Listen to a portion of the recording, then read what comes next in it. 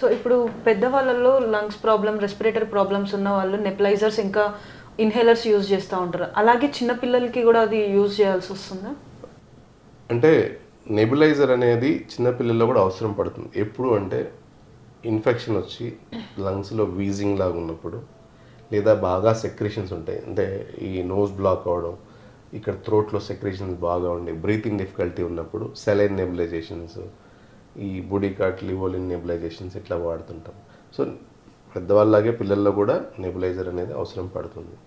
ఇంకోటి ఆస్తమా అంటాం. పెద్దవాళ్ళలో ఆస్తమా ఎలాగ ఉంటుందో పిల్లల్లో కూడా ఆస్తమా ఉంటుంది. జనరల్గా 6 years దాటిన తర్వాత ఆ వీజింగ్ అనేది అలాగే ఉంటే, అంటే చల్లగాలి తగిలినప్పుడు, లేదా డస్ట్ ఎక్స్పోజ్ అయినప్పుడు, లేదంటే చిన్న వైరల్ ఇన్ఫెక్షన్ వచ్చిన ఆయాసం పెరిగిపోవడం, లేదా ఎక్సర్సైజ్ వల్ల ఆయాసం పెరిగిపోవడం, జనరల్ ఇవన్నీ ఆస్తమా సిమ్టమ్స్.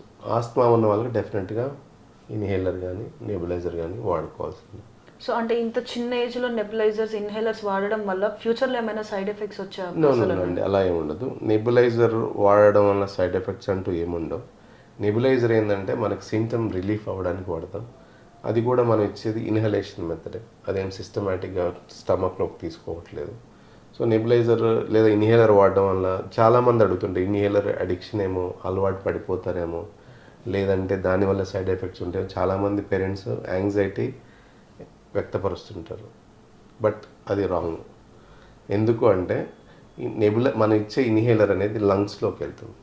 లంగ్స్లోకి వెళ్ళి లంగ్స్ ఎయిర్వేస్ అనేవి ఓపెన్ అవ్వడానికి హెల్ప్ చేస్తాయి. దానివల్ల అది బ్లడ్లోకి అబ్జర్వ్ అయ్యి సిస్టమిక్ ఎఫెక్ట్స్ అంటుండవు ఒకటి.